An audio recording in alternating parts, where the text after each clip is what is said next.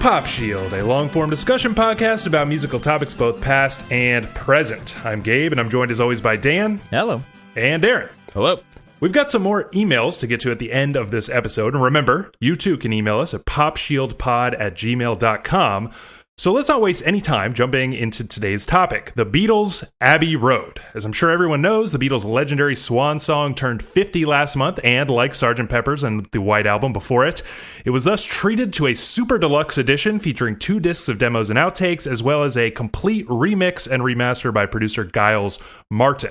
We're going to discuss the remix and, of course, the album as a whole, but instead of critiquing this obvious masterpiece or walking through the background story everybody's heard a million times, you know, the one about the band deciding to end their career on a high note after the miserable sessions for Let It Be, we thought it'd be fun to rank every song on Abbey Road and inevitably argue about it. And yes, we recognize that this is a stupid idea since the most famous part of Abbey Road is the 60-minute medley that closes side 2, but honestly, that might make this even more fun. Before we get into it, though, I think we should say a few words about our opinions on Abbey Road. I'm kind of wondering, is this anybody's favorite Beatles album? Do we all agree it's like a 10 out of 10? How long has it been since you returned to it? Do you listen to this often? What's the deal?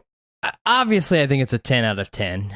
That's you're being you're being a little, if you don't believe that. Yeah, it's not my favorite Beatles record. I return to it every now and then. If I'm listening to the Beatles, I usually run through at least all of the, later records. But I don't listen to it as much as I used to as a kid. It's not my favorite. The White Album is my favorite. But it's a close second. And I'd say over the years, it's probably been my favorite at different points. But really? Yeah. But, I don't think I've ever spent like so much time with just it, you know what I mean, like the way we have these past 2 weeks, and it kind of solidified my thoughts on like Abbey Road and the White Album. It's a 10 out of 10 for sure, but not my favorite. Okay, well, I want to hear more about that a little later on. For me, it's, I went through a huge phase where I'm like just listening to each Beatles album over and over again, and certainly had my Abbey Road period, but even back then, it was never like my favorite. It just, we'll get to it, but it has like sort of a strange identity, which I hope we can kind of hash out. Like I'm almost still like, I don't fully know what to make of this record, but let's start with our number 17s. Dan, what is, in your opinion, the worst song on Abbey Road? And maybe we should preface this with like, I don't know if you guys feel this way, but I really like every single song here. So, when we're being a little facetious, but if you got to pick, Dan, what's the worst song on Abbey Road? Yeah, well, if anybody's listened to this podcast, they know how much I hate bonus tracks. So the original bonus track, Her Majesty, wow. This invented the hidden track. It's not supposed to be there. It's like 20 seconds long. It's the easy pick for the worst track. Well, I wonder if you're on the same page with that, Darren. I am, but I don't hate it.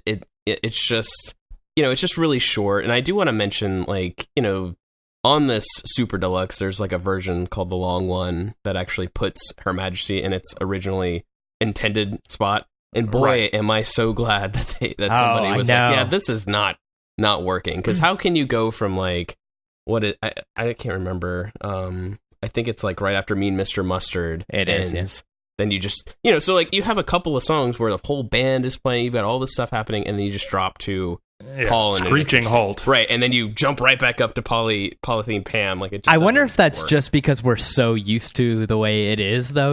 But yeah, maybe. But like, just I was the trying way, to think like of that. But I agree. Yeah, I agree with you. The momentum just like derails stops, it. Yeah. It does feel that way. It's hard to know if it's just because we've heard it as it ended up a million times. But I mean, I guess we should clarify if anybody doesn't know. It basically was supposed to be there, just snipped out right out of the tape, but because the engineers had always been told not to delete anything that the Beatles recorded, it was sort of like slotted at the end. And then when they were listening back to this medley, they found that after like a 14-second pause, Her Majesty just started because it had just been cut and set there, and they kind of liked the way that it just sort of snuck in. And of course now we all know about hidden tracks and bonus tracks, but I guess that hadn't really been a thing at the time. But yeah, just a little acoustic ditty by Paul McCartney, and I think I want to save my thoughts because possibly controversially, I've saved that for a slightly later spot in the list. Watch that be number one. Watch it be number one. Yeah. God. Okay, so both your number 17s, Her Majesty. My number 17 is Octopus's Garden. Is that kind of in anywhere around here for you guys? Yeah, it's in the bottom. It's in the bottom chunk for me for sure. No, I'm not even going to talk about it. It's so far away. It's so far away. Wow. I mean, Ringo for me, hater. it's a Ringo track, and it's kind of interesting because something I think I'll bring up a lot is that this album is like, the songwriting is very, very sophisticated, I find, and this is almost like the simplest little song, maybe because Ringo wrote it, and yet it's really elevated by these guitar lines. Like, there's sort of a finger-picking melody, like lead melody over the whole thing that makes it just feel like much grander and much more intricate and interesting than it almost really is. I don't hate the song at all, but another issue I have is that it's so silly. You know what I mean, Dan? It's like... Yeah, it's... My biggest problem with it is it's just Yellow Submarine Part 2. You know, it's basically the same, like, subject matter. Even the underwater sounds. Yeah, exactly. You know? Like, it's just like, if Yellow Submarine didn't exist, I think maybe I'd like this more. But even, I'm not a huge Yellow Submarine fan either. But yeah, I mean, it's just a little silly in a record that only has one other silly song that we'll talk about soon. Okay. Yeah, and you know, it's I gotta say, I think it's very interesting. It's very sing-alongable, but you know, just so silly that, and maybe we'll get to this, but it almost feels out of place. But then again, maybe not. Okay, so that's all of our 17s. Dan, what is your number 16 song on Abbey Road? Yeah, number 16 for me is The End. I don't like guitar solos. Stunning. It's essentially 3 guitar solos and then a drum solo. I'm a drummer myself, but I do not like drum solos. I don't want to hear any solos outside of jazz, basically. Jesus. I mean, it's a good song. Again, every song is a good song. I don't want fucking emails. But it's just, you know, this one, it's a little boring. I mean, I like the whole boring. Ending, the final message from the Beatles is like that's cool, but it's not even because fucking Her Majesty's after it. Okay. True. I can't talk about this yet. Yeah, for me, that's so far later that we can't talk about it yet. So we'll return to that one. Darren, what is your number 16 song? Number 16 for me is Maxwell's Silver Hammer. Okay, good. All right. I mean, is this close to where you guys have it? Yeah, let's do it. Let's have the Maxwell conversation. That's my number 15, my next one, so yeah. I mean, the song is, it's fine. I mean, it's an okay song, but it is, you know, after having to like kind of listen to it over and over again, I just kind of get sick of it. You know what I mean? Like, I don't know. It's not like, none of these songs are terrible. We've already talked about that, but this is just, compared to the other songs that are on the first half of this record, it kind of just pales in comparison. It's kind of just, you know. Yeah, I mean, I completely agree. Like I said, it's my 15. I wrote down some quotes from band members about it. Ringo said it was, quote, "It was the worst track we ever had to record." Okay. And John called it granny music. He said it was more of Paul's granny music. It's an apt description, and I always think of it in that sense where it's like, it's in that Paul genre, which I really love, honestly, of like these hokey granny music type songs, like Martha, My Dear, When I'm 64. And yet I think it's almost like the worst one of those that he ever did, at least in this classic stretch. It's, in my opinion, it's an okay song. I think it's actually really fun to sing along to, like almost every song he wrote, but it's a case of, maybe you guys agree, where like the arrangement, the instrumentation is like kind of elevating a somewhat forgettable song into something sort of interesting. So it's got like a very prominent use of the Moog synthesizer, which is kind of like crazy for some reason when you hear it. Of course, the hammer sounds, those like harmonies that make me think of like an old Ray Charles record, like Silver Hammer, you know, or like a Christmas special or something like that.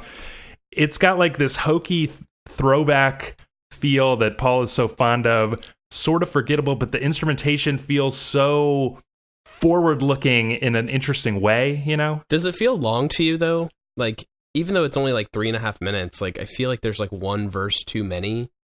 You know what I mean? Like it just so, I don't know, it just so quickly comes back to that last verse, which I think Paul is always, and he talks about this, I think somewhere in the I don't know, somewhere in the one of the demo tracks, he's talking about like, you don't want to give away your best bits in the beginning, blah blah blah. He saves to, like little changes or alterations for the end, but it doesn't really work here. Like I'm already like kind of over the song by the time he reaches, silver hat, which is a cool little thing, but it's like I'm already done. You know what I mean? Yeah. I feel you. And another reason that song is towards the bottom, John, not even on it at all. So. Okay. Oh, yeah. Let's get used to this, where Dan just shits on Paul because he's not John Lennon. Okay, so that was your number 16, Darren. My number 16 was Carry That Weight. Ooh. How do we feel about that? Okay, yeah, that's my. It's coming up for me. Yeah, it's there. Yeah, it's a weird one because it's kind of awesome, and again, this is where we get into trouble because it really shouldn't be its own song. It's kind of like the second half of Golden Slumbers. But if we're just evaluating what we've got here in this minute and 36 seconds, it's basically a little chant. Boy, you're going to carry that weight, and then you never give me your money. Comes back, and that's kind of it. And so within the album, it's really fun to kind of like return, we're like sort of coming to the end of this grand medley here. And it's an absolute delight to hear those melodies like come back so effortlessly, especially when you get into like the little tease of the, like 1, 2, 3, 4, 5, 6, 7 part, right at the end there. It's a delight, but it's just like, how do you call this a great song on its own? It's like, it's weird to say because it is like one of my favorite like moments of the medley. Yes, but if you just put this song on, it's like not out of context, it loses that greatness. Right, because both I agree. Both at the beginning and at the end, like you're missing Golden Slumbers and then exactly. It's just like this song shows like why this is such a stupid idea. Honestly, right. Absolutely. I do want to say, like, and we'll talk about this again and again, I'm sure, but like the orchestration that George Martin brings to this album, and also the song, I think is like, among the best that he had ever done for the Beatles.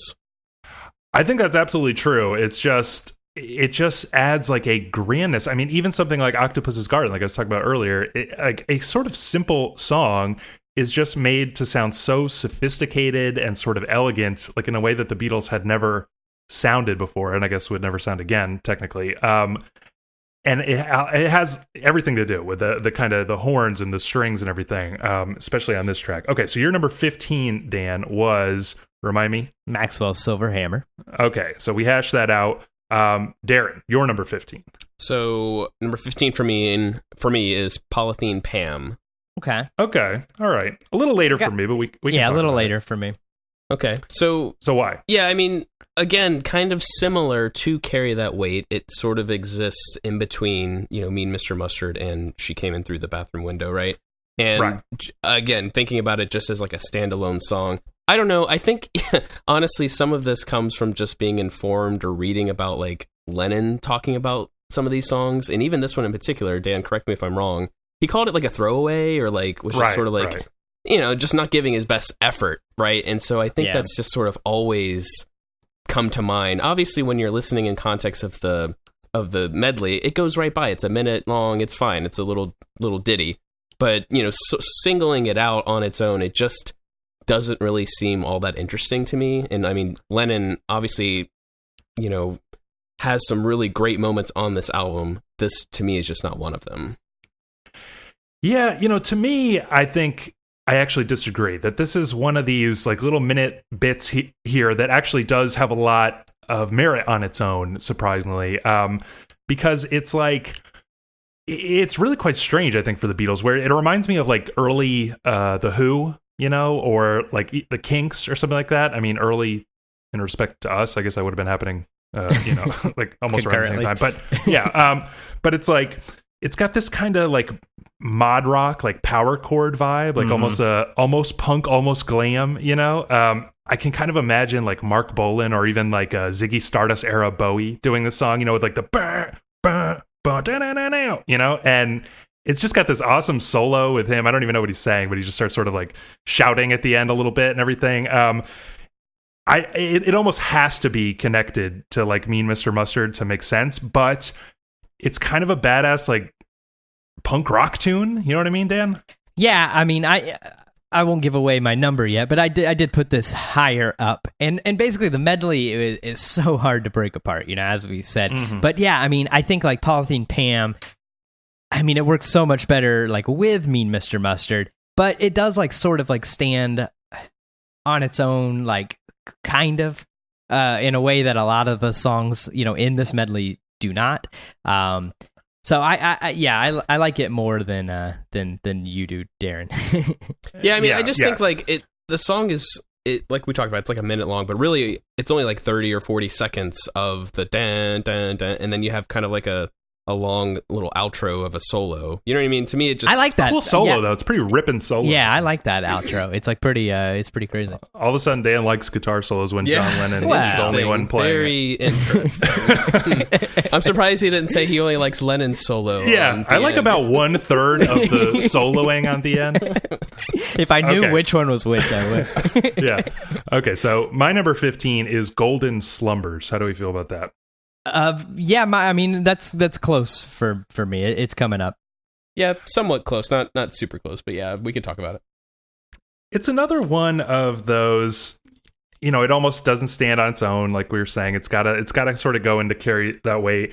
I always find that it's a little bit of a downer when you like, you know, sort of leave the rush of the last couple songs, like Mean Mr. Mustard, Polythene Pam, and She Came In Through the Bathroom Window, just slap, you know, back to back to back, and then it kind of stops, and then, you know, you hear like, you know, McCartney's like in ballad mode, you know, with these little, you know, it always like kind of, I'm always just kind of like, oh, okay, all right, I forgot. But then it actually kicks up pretty quickly. The orchestration comes back in a big way, which is something sort of interesting about that little middle stretch that we've sort of been talking about with Polythene Pam, which is not so grand and lush like the rest of the album.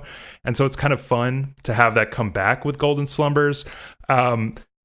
It blows up in a nice way, like I said, and you almost get like, you know, sometimes McCartney can really, if it was like a television show, you'd really be like, that guy is really overacting right now. Oh yeah, vocally, like he does a lot of that on this track. But you know, what do you guys think of it? Yeah, that's why. I mean, it's one of my lower rated songs of the medley, and it's that overacting of the vocals is a big reason why. It's just, yeah, it's like a little. I don't want to say corny because that implies like that I don't like the song, and I do. Right. But you know, I mean, for lack of a better word, it's a little corny, and yeah, it sort of kills that mood. I mean, She Came In Through the Bathroom Window, Polythene Pam, Mean Mr. Mustard, all ass kicking, and then you know, we're back to slow and stuff. It works nice, but it's not one of the best in the medley. Yeah, I mean, I've kind of always considered it like the second part of the medley, you know what I mean? Like we come to a bit of a pause and then start the next the last run or whatever. And I think that it obviously goes really well in terms of like its place in the medley, and then like with Carry That Way, and then the way it ends with the end and like the orchestration coming in. You know, I don't know. I feel like it fits really well. I mean, I like it a lot. I had it a little bit higher on my list, but. Okay, well, you could save the number, but I did want to ask you guys, and maybe it's something we can return to, but like, what do you think about the decision to kind of, I always find it weird that it's always like people say side 2 of Abbey Road is like a continuous medley, and actually it doesn't start until like a couple songs into side 2, if we're going to be technical about it, and the medley like comes to a complete stop like 3 or 4 different times, you know, and everything gets tied back together. You know, we returned, like we said, to the sounds of You Never Give Me Your Money and everything. But I mean, do you think though, like, is the whole medley thing a little overstated, or is it like, was it smart to not try to force everything to go perfectly into everything else? I think it's smart not to force it too much, because I mean, it clearly like plays together. It clearly like seems like one sort of like piece of music, but maybe not like one song, like it sort of feels like movements. Like Darren said, like Golden Slumbers is sort of like the next part of it. It's like sort of starting another movement of of the same side, sort of like a Godspeed kind of thing or something. But yeah, I mean, and maybe this is because like, most people today like were brought up with this being on CD or streaming or whatever. So like maybe they just kind of think that the end of the record is of the first side is because, because you're right. Because it is like not the whole other side, it is weird that people say that. Yeah. I mean, I think that it's probably for the best that they didn't try to, force it, because I mean there's definitely some sections of the medley where you can clearly tell they shaped the end of the song, such as like the end of Polythene Pam, the way it kind of like you can hear the notes going down, like goes down. She came in through the bathroom, and it works really well, but to try and do that for every one of those songs, I just don't think, like, how do you get from Window to Golden Slumbers? Like, I just don't think it would really get over the top. I think really would hurt it, and we'll get to this, but I think about something like You Never Give Me Your Money, which really just ends with like a weird sound, and then that goes into something, and it's like that's like a Godspeed transition, like when you can't think of how to actually get there musically, like, can we just play a sound so it's still a medley? Okay, Dan, what is your number 14? Yeah, my number 14, we already talked about Octopus's Garden. Okay, all right. Anything to add? No, just, same stuff. A little childish. Not the Yellow Submarine Part 2. Not the greatest. Okay, what about you, Darren? What's your number 14? We talked about it. It's Carry That Weight. Okay. Yep. Nothing to add there? No. Okay. All right, moving right along. My number 14 is Mean Mr. Mustard. To me, it's like, it's awesome. I love it. I cannot help but sing it. I love like the harmony when it comes in on that second verse, just irresistible, but there's just not a lot to like kind of work with here. It's almost like the least developed song, again, the futility of what we're trying to do here, break it up song by song, but it's like the least substance in a track here, I feel. Do you guys agree with that at all? I disagree. It's coming a little later for me. Can you imagine? I just couldn't imagine that you would disagree. It feels like you were saying, Darren, like it's almost like Mean Mr. Mustard is itself one of those functional transition things, like going down from chord to chord. It's almost like a 1-minute song that's sort of meant to get us into like Polythene Pam and She Came In Through the Bathroom Window. You know what I'm saying? Yeah, I mean, sort of. I honestly like the song more than Polythene Pam quite a bit, actually. And one of the things I was going to mention, and I'll probably come back to it a few times, is I really love Paul's bass on this track. Yeah. He, I don't think he gets enough credit for the bass that he plays. And actually, this album in particular, he has a lot of great like bass moments, right? Yeah. And I love that. And then I'm a sucker for any time that like Paul and John are gonna like sing together. You know what I mean? And it just doesn't happen that often in these later Beatle records, and so this one is kind of like extra special because of that to me. Okay, yeah, and and the other thing I wanted to ask, which I brought up sort of earlier, is like, do you find it a little weird, or does it work just fine for you that we get this little stretch, and it's really just here, like Mean Mr. Mustard, Polythene Pam, and She Came In Through the Bathroom Window, that are not really ornate, or like there's no creative arrangement really. They sound like White Album tracks, and I guess they were all kind of like written during the White Album anyway, but like very rough, just very like there's a bass and there's a guitar and there's drums, and like sounds live almost. Yeah, it sounds like a demo almost. And it's it's strange, right, that like in the midst of this super orchestrated like elegant album, this little stretch, do you find that standing out? Yeah, but I think it works, because you've got all this like ornate stuff, surrounding it, and then you just like, they remind you that like, they sort of started as like this rock band and everything, and but then they kick it back with Golden Slumbers. I think the little stretch of like ornateness being gone for a second is, I think it works, and I think it's nice. Like I like going back to the roots for a minute, Yeah, what do you think about that, Darren? Yeah, I mean, I think they were playing some of these songs also during like the Let It Be sessions too, right? Right. So, also rough. Yeah. So, and when you listen to the demos also, like in the deluxe version, like I was a little surprised at how many of the tracks was like, yeah, they're just live in a studio, all of them playing together.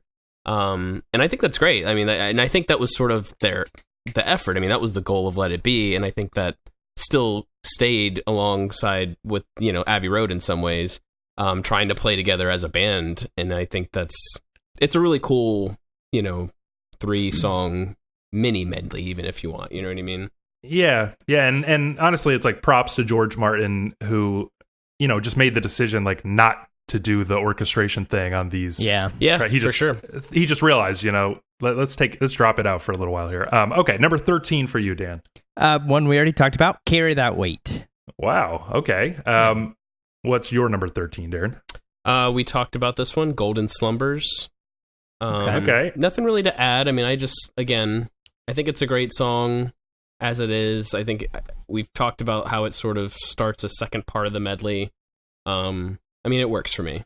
So, yeah, and interesting also in light of what we were just talking about, how all that orchestration is dropped out, and then this is almost the most orchestrated moment on the entire album, and it's kind of like awesome how it comes back in that way. My number 13 is Maxwell's Silver Hammer, also one we talked about. I don't think I have anything to add other than, fuck haters like Dan. Paul is great. It's not his best moment, but it's still a wonderful song. Dan, what is your number 12? My number 12, I don't think we mentioned this one yet, Sun King. Hey, it's my number 12 as well. Hey, nice. Yeah, it's just, again, in this medley, it's good, but it really sort of just seems like it's kind of there to get us from You Never Give Me Your Money into the Mean Mr. Mustard little section. I like the end part when he starts just like speaking sort of in Italian, sort of in Spanish. Yeah. I think there's like a little Japanese, and there's some like words he just made up. Like that part's fun. That's like kind of classic John, like humor and stuff, which I enjoy. But this song, especially on its own, I would never like want to just listen to Sun King outside of the medley, I don't think. It's John's weakest here on this record, I think for sure. Is that around here for you, Darren?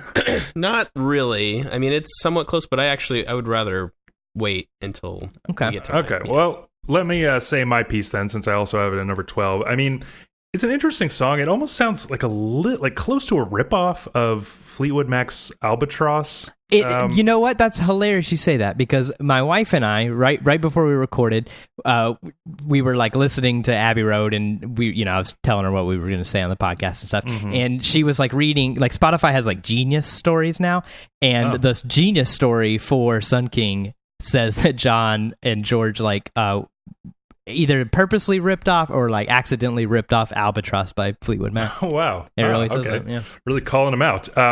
It also really reminds me of like the Velvet Underground's Pale Blue Eyes. Like there's kind of like a similar vibe there. And so it's cool. Maybe not like the most inventive thing here. The harmonies are like stunning, honestly. And this is another thing that I think we'll talk about a lot, is how good this album is at sort of calling back things that have happened. So we get like obvious cases like in Carry That Weight, where the melodies of You Never Give Me Your Money come back, but like Sun King almost feels like the bright side of the coin that is Because, I've always thought of it in that way. It's the same harmony style, but like in a much sunnier way, and and it's cool in that sense. But the other thing I want to ask is, like, to me, this song gets at the heart of the like essential tension of this album, which is that it feels like this grand conceptual thing, and yet there's so much like kind of half-assed dicking around. Like you brought it up, Darren, where you said, John sort of thought of Polythene Pam as like a throwaway, and to me, to sort of disagree with you, Dan, it's like when he just starts speaking in like Italian Spanish gibberish at the end, I'm like, why are you ruining like a lovely song with this silly shit? You know what I mean? I mean, it is silly. Like, I'm not disagreeing with that. I just, I enjoy, like, the Beatles have always sort of had like a little bit of humor, and a lot of it comes from John, and like, it's this sort of humor. Yeah, the trolling with like, who's the walrus and all that. Yeah, exactly. It's sort of a walrus and all that kind of a joke. And it's funny. I mean, we've got other silly things here. I mean, Octopus's Garden, Maxwell Silverhammer. I don't think it's any more silly than any of that stuff. I think it's interesting because in the demo take that's on this deluxe, I know I keep coming back to this, but I particularly remember John mentioning right before they started the take, he says something like, yeah, this is not one that's gonna, make us a lot of money or something like that. And then he talks about how they have to take care of all of the Apple employees and stuff. And then he launches right into the song. So I think that's interesting. Well, like famously, John hated this idea of this medley. Yeah, he did. Yeah, and that's like that's the weird thing that I think we definitely need to return to here. It's like, the Beatles have this thing about them where it really invites like reading into it, and John likes to make fun of people who are doing that a lot, but it's still kind of there. And so you catch something like, oh, this kind of reminds me of Because, but like a brighter version of Because. And he's talking about Here Comes the Sun, which like we heard another song that said Here Comes the Sun, like who is the Sun King? Like what is the weight, all this, who's Polythene Pam? Like his sister Pam, Mr. Mustard, his sister was with Pam, it's his sister, so you start like, you're like, oh, it's a puzzle. Like this is amazing, and then John's like, no, fuck you. It's just silly gibberish Italian, and these are just throwaways. And it was convenient that I get to like use them up here. It makes this album like kind of strange. Like, is it a masterpiece or is it just like the greatest band in the world having some fun? But we can return to that. Okay, as far as the number that we're on, I have to admit I've forgotten. I think it's your number 12, Darren. Yes. Yeah. So my number 12 is Mean Mr. Mustard, which we talked about. Okay, nothing to add there? Nope. I think, I mentioned really loved the bass line, from the harmony. Yeah, and I think it's better than Polythene Pam in terms of like songwriting and everything. It's obviously pretty silly, but to me it's always been one I've really loved, largely because of the instrumentation. Okay, all right. How about your number 11, Dan? That's Golden Slumbers, which we already talked about. And yeah, nothing really to add. It's just sort of that second part of the medley. It sort of kills the momentum a tiny, tiny bit. We've got Paul, over singing, but it's still it's a good song. Like that's one. This is sort of the start of the songs that I don't mind, like outside of the medley. Like I would listen to that on its own. Okay, all right. Okay, so your number 11, Darren. I find it pretty interesting that we've spent so much time in the medley. It feels like, yeah, because it's hard to it's argue hard to break them up. The best songs on the album. Yeah. My number 11 though is not from the medley. It's Oh Darling. Oh, okay. I'm pretty close to you there. I'm not close at all. Wow. Okay. Little Paul love there. We'll see. Shocking. Very interesting. Shocking. Okay. Or maybe he thought John sang that one. I don't know. Yeah, because it's kind of his style. Like well, John actually said that he should have sang that song.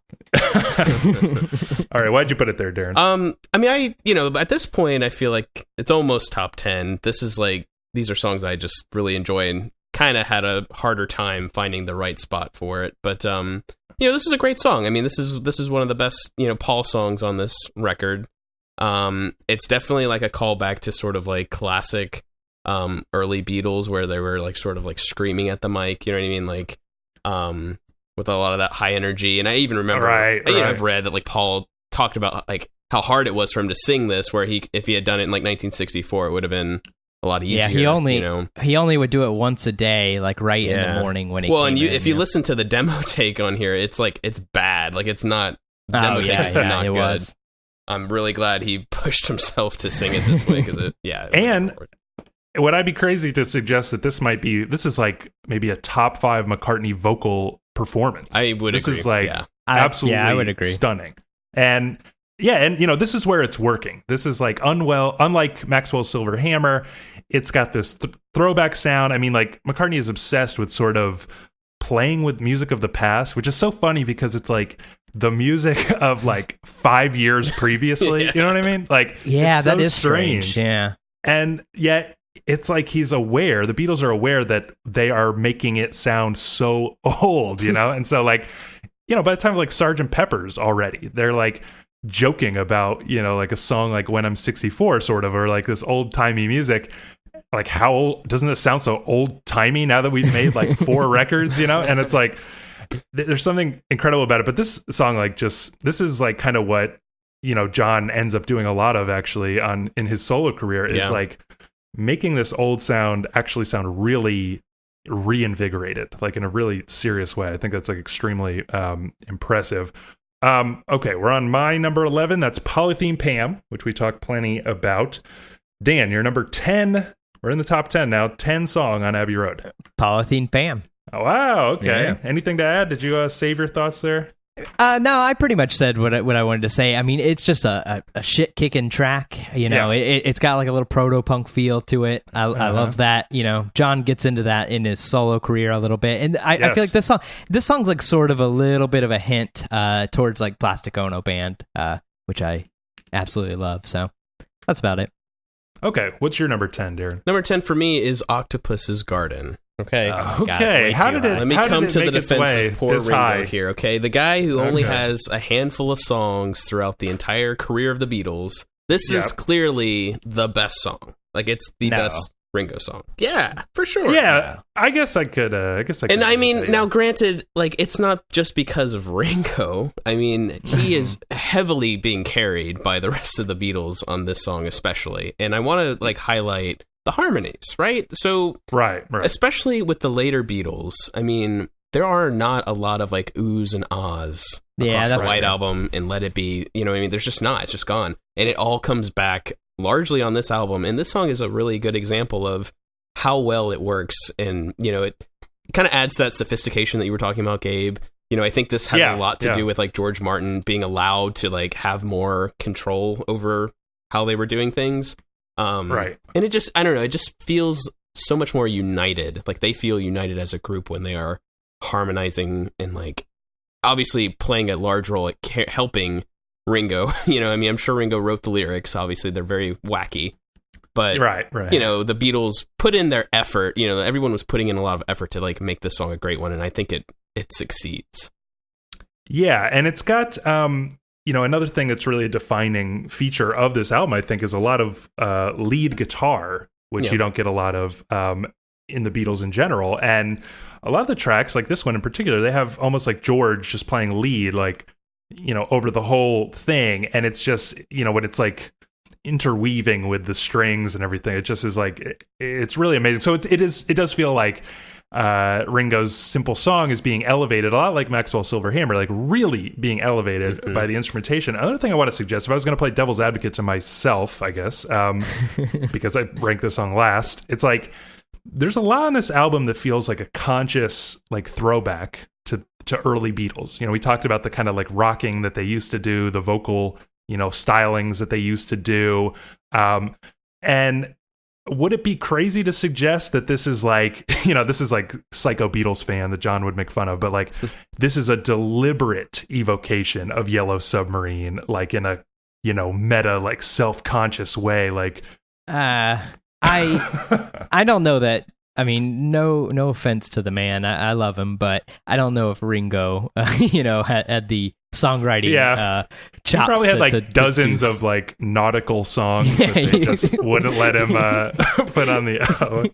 Well, they mentioned that a lot of the songs he would present were like songs that had already been written by other people. Like they were more or less just copies. You know what I mean? So he copied Yellow Submarine. Because he didn't write Yellow Submarine. I want emails from anybody. Right. It was kind of them to give him a songwriting credit on this, because it does feel like he got some help maybe from George actually wrote a lot of that. Got some help from his friends maybe. Hey, there you go. I do remember being young and being like, somebody else must have written this for him, and being like, damn, Ringo has the songwriting credit? It sounds so much better than any Ringo song I've ever heard. Okay, so that was your number 10, Darren. My number 10, go ahead and lay it on me, Her Majesty. I forgot that you didn't put that last. I like how I just assumed that we all had done that. You got to explain yourself there. Okay, so it's really I think like stunningly gorgeous little ditty. It's just so it really gives me a lot of feels, as the young people say, and so I'll say that to begin with. But another thing that I found myself sort of doing while I'm trying to rank these little like small songs here is like what the song means to this album as a whole. I wasn't like fully able to divorce that, and I'm probably stepping on my analysis of the end a little bit here, but the end it ends so grand, and just like it just feels like a major statement or something. The like, and in the end, the love you take is equal to the love you makes thing. It's like it just ends so with this like strings sort of rise up and everything, and it would almost be like too heavy, like too sappy in a way, if they didn't deflate it a little bit with this oddball little song. Like I just imagine listening to this on record where originally it wasn't listed on the track list,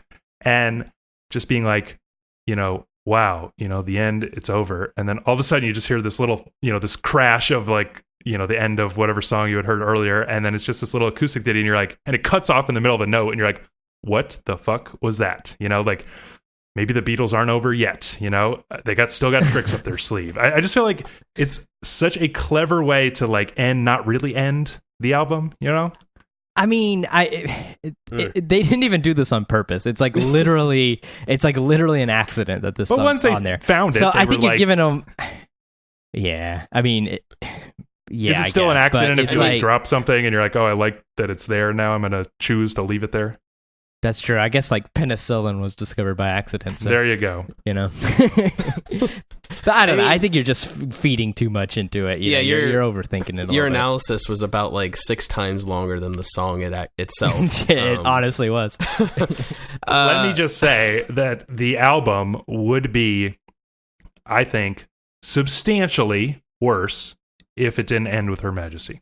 Hey, what? No. Yeah, I really substantially worse. I believe that with my whole heart. It would be like, let's say, it would be 7% worse of an album. 7%. You're giving 23 seconds of this album 7%. So this album would be a 93 out of 100. No, I mean like, because a 10 means like, it's somewhere, who knows where. 10 just means we can't rank any higher. It's just a masterpiece. But it's like, it would still be a 10. Oh, it'd still be a 10. It'd just be less of a 10. Yeah, a little bit that's less even of a 10. more ridiculous. You know what I'm saying, right, Darren? Yeah, I mean, that's that. I feel a little bit better. You said substantially worse, and that, made my heart skip. There would be some substance to that. Yeah, I mean, it definitely would. But I mean, if you imagine a world where you just never had heard Her Majesty, I don't think you would leave this album feeling like something was not there, like there was something was left But isn't unsaid. it just, it's so fun that this little surprise happens at the end. I mean, it is like a well-placed hidden track, even if by accident.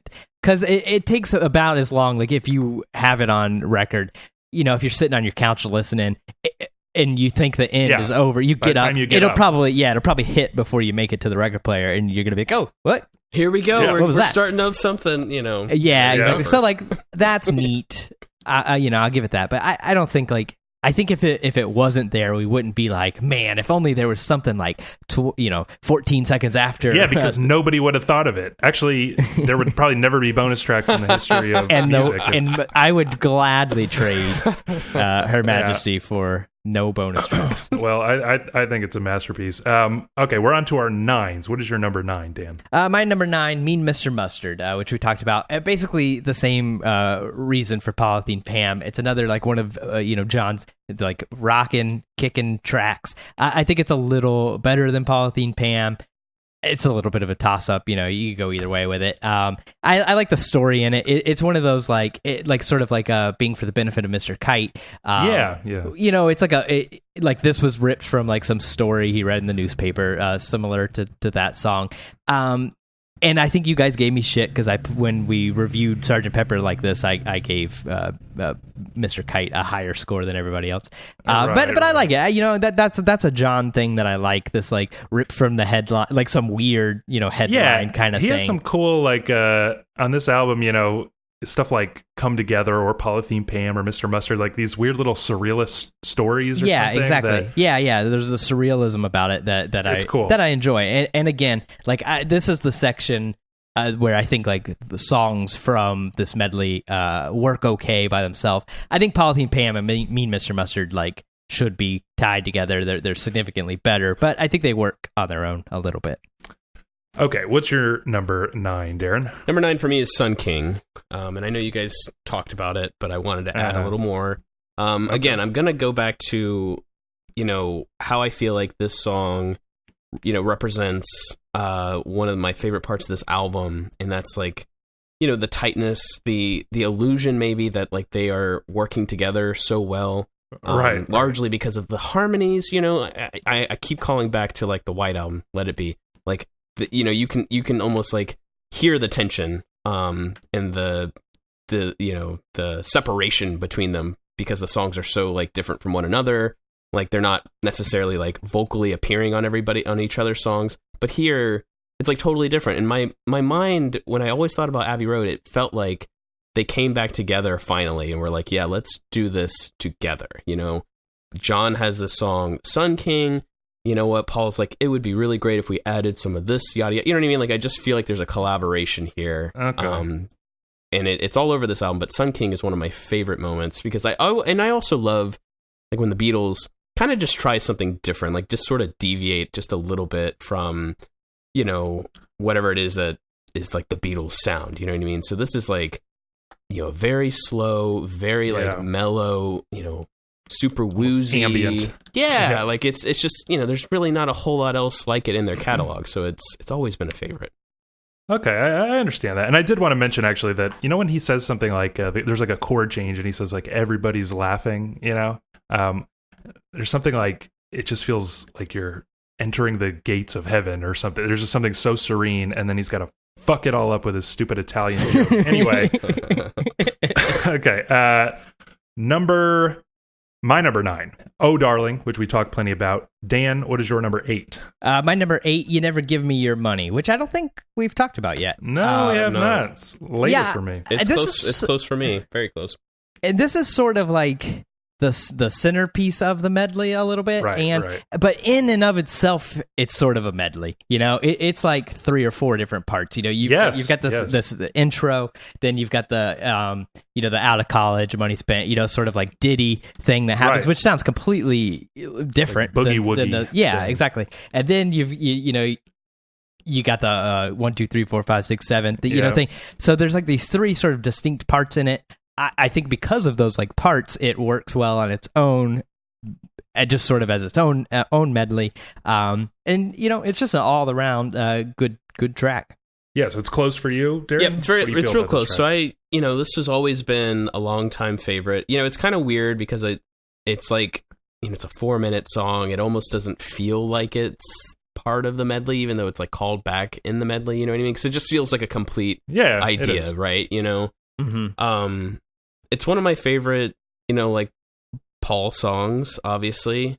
Dan, you sort of mentioned how it has like little miniature, sweets or moments in and of itself, which I think is like really, really cool. Again, the band feels like they're all contributing in an interesting way here. More more of the oohs and ahs happening throughout.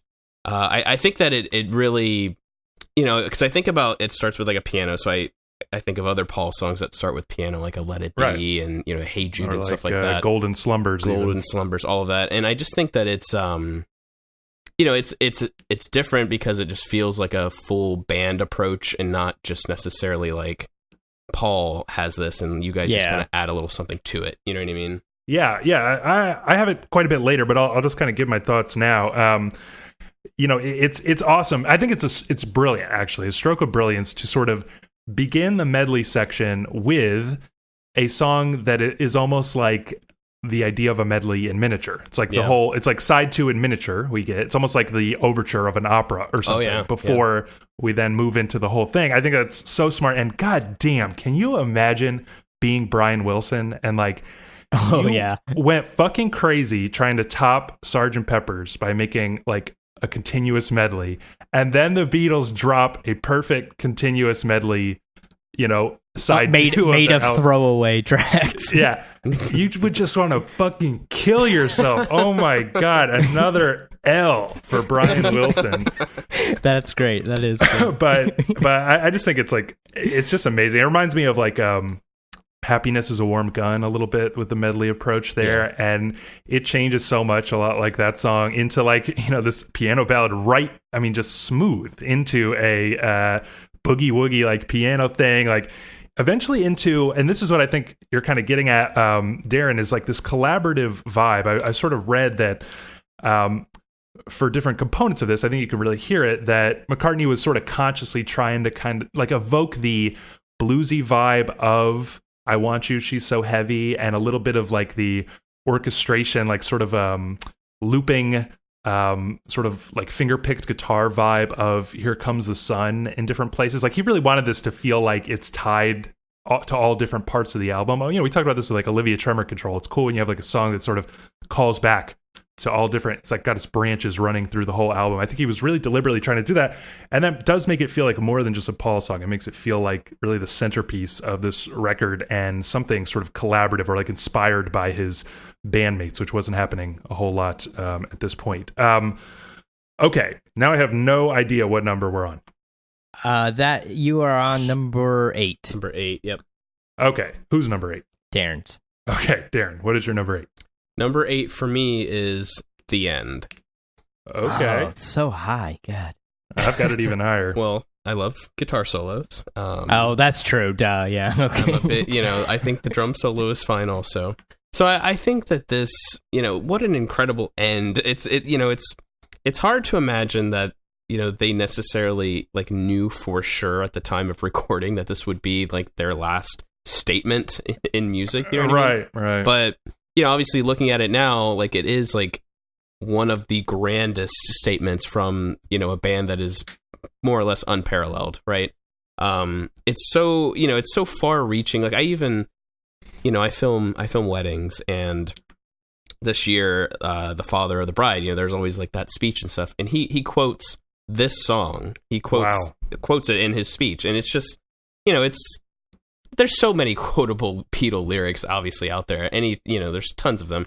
But the very end, right? And in the end, the love you take is equal to the love you make. Yes, it's just it's incredible. Am I the only one that I don't really understand what that means? I mean, it sounds like one of those things where it's it makes a good Facebook meme. It's just a platitude for moms kinda, or something. Yeah. I mean, exactly, I just can't help but thinking that it's a sexual thing when you say the love you make. You know what I mean? I don't know. It just seems it seems a little weird. I admit it was a little awkward at the wedding when he said that. It was probably I was the only one who was probably thinking that. It just seemed strange, but. I guess if they truly were putting it there as we know this is our last recorded album, then maybe it's purposely sort of puzzling in a way to might be, yeah. Or I've always kind of thought of it as and I think you'll like this, Dan, is it's if Paul McCartney was asked to sum up the Beatles, he would inevitably get it completely fucking wrong. I don't think John thought of the Beatles as a project of spreading as much love around the world as possible. In some songs he did, but in other songs, it's totally dark and twisted and weird, and cynical, political, whatever. And, so this is this feels like Paul being how could I sum up our entire career? Yeah, it's a little bit of some hippy dippy bullshit, Yeah. I've always kind of found it a little odd, and yet musically, I agree that it just is such a triumphant ending of this album, a triumphant ending of the Beatles' career. It's it feels like the rocking, I kind of said, of this conscious throwback to early Beatles. It's almost let's do it like we used to do. Well, and I again, they're trying something different. They're throwing in very deliberate solos from Paul, from George, from John, and you can kind of hear their sounds and the way that they carry on in their solo careers. Coming out in this song, and then of course they give Ringo a spot too. I think all of that is just makes the song itself interesting. Yeah, I'll have a little bit more to say about it. It's a little bit later for me, but we are on to my number 8, which is Here Comes the Sun. Is that somewhere around here for any of you guys? It's a little higher for me. A little higher for me too. Okay. I think that this is like a brilliant, like objectively perfect song, and yet I don't know if it's just after all these years, I find it kind of annoying, It's just like, it's sort of repetitive, and just like, it's so sweet that it like hurts your teeth, like when you're eating like something like the sugariest cake or something. And it's like, I don't know, I just get like, when it's like that, like, sun, sun, sun, here we come, sun, sun, sun. I'm like, oh my God. Like, and I used to really love it. I think like, the whole, Little Darling part is like, it just sucks you in, because it starts and I'm like, I don't want to listen to the song again. And then as soon as that gets, I'm like, all right, I'll listen to the end. And it's just, it's like just a delightful, perfect song. But I just feel like it's aged strangely for me, personally. But I guess we'll hear a little bit more about it when we get to I will say, I'll keep I'll keep my criticism separate, but I like it is saccharine, like overly so, and it is like the kind of like a Beatles song strangely you like hear the most nowadays. Yes. And so like it has a little bit of that overplayed quality, but I tried to like I when making this list, I tried to like take out things like that, like it's my fault that I've listened to this album like 8 million times, so I tried to look past that. So I think of it a little bit like respect. I sort of agree with you. Yeah, I think of it a little bit like Yellow Submarine, where it's like I can't even listen to it anymore. Yeah, it's like so annoying, Okay, but we'll return to that. We are on to our number 7. Yeah. What is your number 7, Dan? Mine is She Came In Through the Bathroom Window. It's okay. The last song of the medley in my list. And it's just like, this is the one that really does work on its own, like this sort of like could just be its own song. In fact, like Joe Cocker covers it. Great version. I fucking love that on version. Its own. I really love just like the intro, like how that like, oh, look out thing. And then, it just like jumps into it. Like that's so cool and great. And it's just, this is a Paul rocker, which, he does good rockers. He does good rockers, but they're not usually better than John rockers. But here in the medley, I think Paul does come out on top in this medley section, and this is the best song of that. And it's a great song on its own, regardless of the medley, and it's one of the only ones that is like that. Is it somewhere around here for you, Darren? It's not. It's later.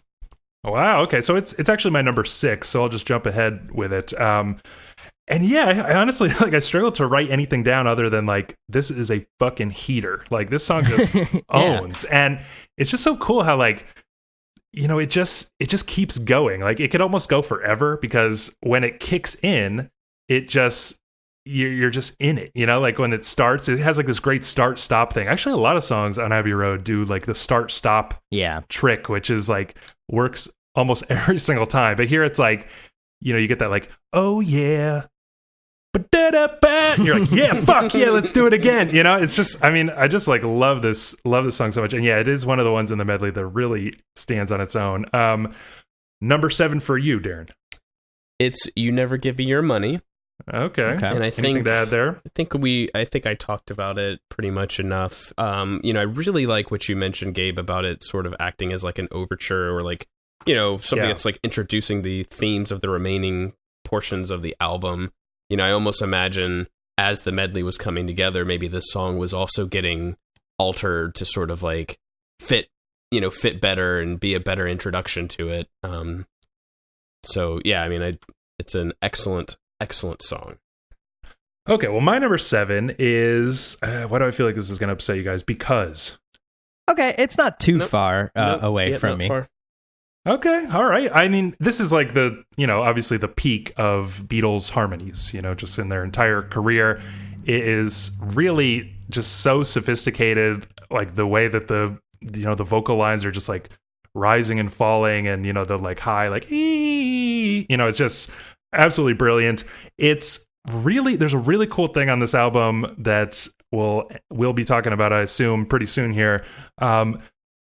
I don't know what's up with Lennon, but he's on this like evil blues kick or something. Mm-hmm. Like there are several songs on this album where it's like this kind of dark, spooky blues sound. And we talked about how like I really appreciate how it gets a little like it gets a little mention, sort of, or a little call out on "You Never Give Me Your Money," like that kind of bluesy vibe. But this has it's almost like a strange blues song, and yet the instrumentation is like unlike anything in the Beatles catalog, like an electric harpsichord sort of on its own, with like Moog synthesizer comes in, and the rest of it is just all harmony. And it's like, I just love how you can sort of listen closely, especially on this remix, I think, and just you can hear like, oh, I hear, like a lot of John coming through right there, or like, oh, there's George, like on that little high note, like I totally heard him at that part. You know what I mean? Like it's something great about that. Yeah, this song has like a lot of like atmosphere to it, which is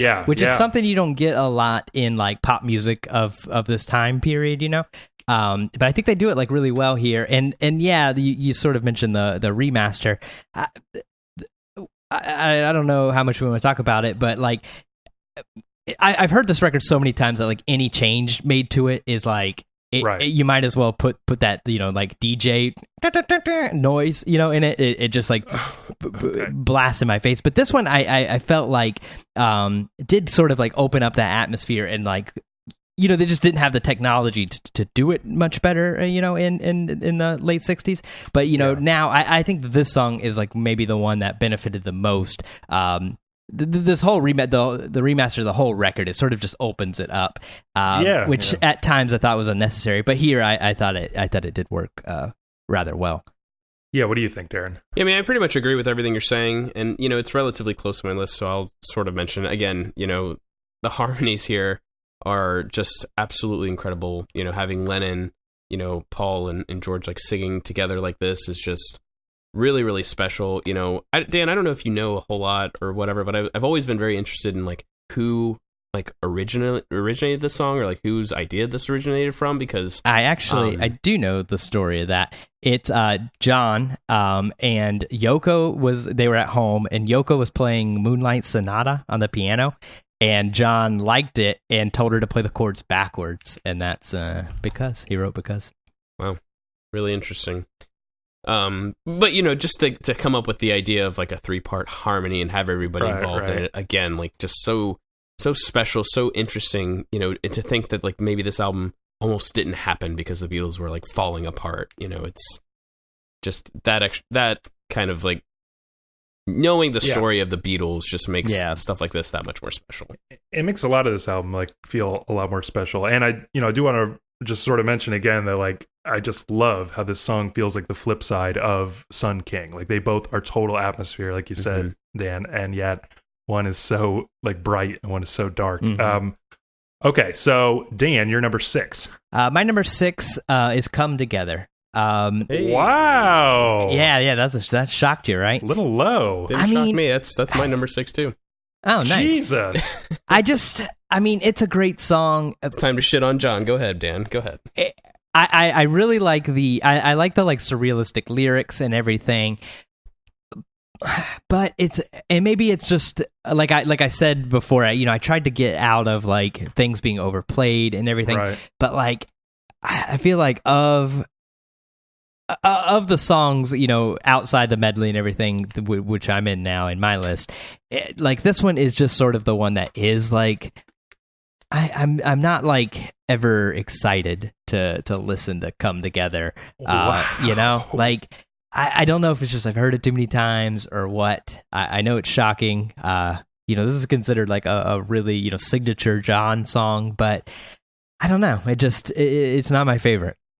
Well, keep in mind, putting it at number 6, I mean, this is still an amazing song. I mean, it's still a 5-5, yeah. What I'm about to say is why it's not like number 1 or 2 or 3, right? So, I feel like I kind of did this with "Here Comes the Sun," where it was like my number 8, but I only said bad things about it. But right, exactly. So go ahead. Yeah, so I'm prefacing this by saying I love the song, but,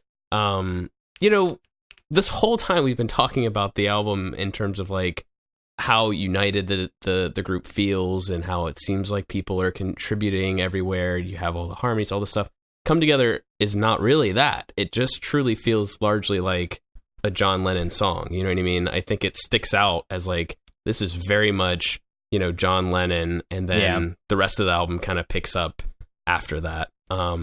And that's not a bad thing at all, obviously. I mean, did John write the bass line? I don't know that, but I it's agree like possibly with the greatest bass line ever written in history. And if Paul wrote it, then this is like as good of a collaboration as Day in the Life, I think. Yeah, and I mean, that would be pretty important because it's the driving force of the song. I would agree with you on that. But even so, I just feel like it's largely a John song. And on this album where it feels like so many of the songs are the Beatles all together. Okay. I just can't. When we get to the songs after this, I'll sort of explain why this song is better than Come Together. You know what I mean? Okay. All right. Well, I'm going to save my thoughts because it's coming later on for me. My number 6 is She Came In Through the Bathroom Window, which we talked about. Just absolute heater. I could listen to it over and over again. Now we're on our top 5. Dan, what is your number 5? Yeah, my number 5 is Because, which we just talked about. But yeah, I mean, basically, I love the atmosphere and everything of it. And really, like, from the whole album's a 10 out of 10, but really, like, from here on, you could almost switch everything around, and I wouldn't argue too much, with what I've got left. I actually feel pretty solidified in my top 5. 5 for me is Because, and we talked about it. But, in direct comparison to Come Together, this is like a song where the whole group is like really highlighted, so that's that. Okay, my number 5 is I Want You, She's So Heavy. Oh, wow. We'll be waiting. We'll be waiting. I don't even know what to say right now. Oh, So here's my thing with this song, is that it's very brilliant and like very unique. And I said it earlier, but I think John is onto something like really significant, honestly, with this like spooky blues vibe, which like I wish that he had made like an entire album of. Maybe you could argue he did, but nothing like this big, this grand. Yeah. It gets into like with that sort of looping riff, that ends it for like the last 3 minutes as this like white noise thing just crests. It sounds like doom, it sounds like the beginning of like stoner rock or something. It's like before Black Sabbath or like, anything like that. I mean, it's so heavy, no pun intended, but it's like just massive and just it's rock. It's like almost metal or something. I think it's incredible. And then, if that wasn't enough for you, we get like this weird like Santana Latin rock section, which is like completely brilliant as well. It's just like this. It's just bursting with new ideas, I think, and yet. So why is it number 5 again? So I don't know how you could say that this like fits on Abbey Road. It's so jarringly like. I like how the like spooky blues thing is sort of coming in and out here and there, but this is not just a touch of it. This is like you're getting fucking walloped by it. I mean, it just feels like so out of place on this album. I don't really understand the idea of like just cutting it off in the middle as the, side A ends. Like, it's just like it starts and I'm like, damn, all right, guess we're doing this whole thing. It just interrupts the album and just takes it over completely. And then, you're like, there's like this white noise, like, and then it's like, well, and you're like, whoa, okay. Yeah, I know you had to flip the record out before, but even then you're like, okay, I guess we're back to Abbey Road. I don't know what the fuck that was. I will say with the cut, how it just dropped. I always wish that on record ended in a locked groove. It's like the perfect song to I mean, because it just is like so repetitive and everything. Oh, it would be so great if that was a locked groove track. All right. Well, maybe you guys can mount your defenses when we I will get to it a little later on. We're on to your number 4, Dan. Yeah, my number 4. Here Comes the Sun. I mean, like we talked about, it's a little overly sweet and everything. It's definitely overplayed. Weirdly, become like kind of the most famous Beatles song, maybe. Yeah. But I mean, you just can't deny it's like a great. I mean, it's like the most famous-ish Beatles song for a reason, And it's also it's strange that it's a George track that has like reached this level. Right. And I mean, just when it comes down to it, all the negatives I think of it are because I've heard it so many times. But like the reason I've heard it so many times is because it's so good, you know. So yeah, it's just it's hard to deny it's how great it is. Yeah, you haven't talked about this one yet, have you, Darren? I haven't, but I'm about to. Dan, I think 4, 5, and 6 are the exact same for us. Yeah, really, that's crazy. The sun. Yeah. This song it's a masterpiece. You know, I think that George Harrison, from pretty much like the time that they go to India in like 68 or whatever onward, even beyond into his, solo career, he's just got it. You know what I mean? Like he can just pump out an incredible, like, catchy tune, and this song is a really great example of that. Like, I just imagine him sitting there with a ukulele or something, and just it comes together just so easily. It just feels so easy for him on this song. It doesn't seem like it's, anyone is like putting. He doesn't feel like he's putting in like a whole lot of effort to try to compete with John or Paul. Like, this is like George Harrison. He's really come into his own at this point, right? The song itself, like to me, it's like it's super special. Like I totally get it's like really sweet and all that stuff. I mean, for me, I have kids. Like this is a really great song to introduce the kids to the Beatles. Like I think maybe that's part of the reason why it's like mainstream popular. You know what I mean? A lot of times in the morning, I'm like feeding my daughter breakfast. Like I will throw this tune on because it's just a really great, happy song. You know what I mean? And it's great for that. So. Yeah. I mean, it's an objectively perfect song, but I just really I feel almost like it's like Stairway to Heaven or something. Like I just would be okay if I never heard it again. Okay, number 4 was that your number 4, Dan? Yeah. Okay, your number 4, Darren. That was my number 4. Number 4. Okay, here we go. I'm starting to slip here. My number 4 is The End, which we talked about. I don't think I have much to add other than. This is another one like Her Majesty, where I just feel like what it represents, like, makes it higher on this list because it really is like the end of the Beatles. I feel like, I get that feeling like whenever I hear, well, I guess you have to have watched Sopranos to understand this, but like when I hear Journey's "Don't Stop Believing," oh yeah, I just, it's like not to like say anything that happens, but it's just like when that song is playing in the last scene of Sopranos, you're like, I love these people so much. I'm never going to see them again. This is the last scene I'll ever see with Soprano. You're going to make me cry. I know. And I feel that way every time I listen to the song. I'm like, God damn, like this is the end of the Beatles. This is the last time I'll ever hear them together. And they're like really just together having fun. I think this is another thing that's like so interesting about this album is that in some respects, it feels like, let's make a masterpiece, but on the other hand, like I was saying, it feels kind of like let's just have some fun before we, call it quits. And just the idea of trading guitar solos, I mean, that means nothing. It just means fun, and that's what it sounds like here. So, and no disrespect to Ringo, there's a drum solo as well, but it's I just think what it represents is so fantastic. Okay, you're number 3, Dan. Yeah, my number 3, "Oh Darling." Wow. I do a lot of Paul shit talking, and I'll say that a lot of it is because I find it really funny. Okay. I know that Paul is great. It's just fun to say that he sucks, but I don't actually believe Thank you for saying that. Yeah, but "Oh Darling," I mean, I was bitching about his over singing on "Golden Slumbers," but here, this is like he's doing it well. This is like, I mean, I think when one of you had it, we mentioned that this is one of the best McCartney like vocal performances, and I completely agree with that. I think this is just a great song. And I mean, I'm not a guy who likes like just a well sung piano ballad, but this one gets you, gets the best of us.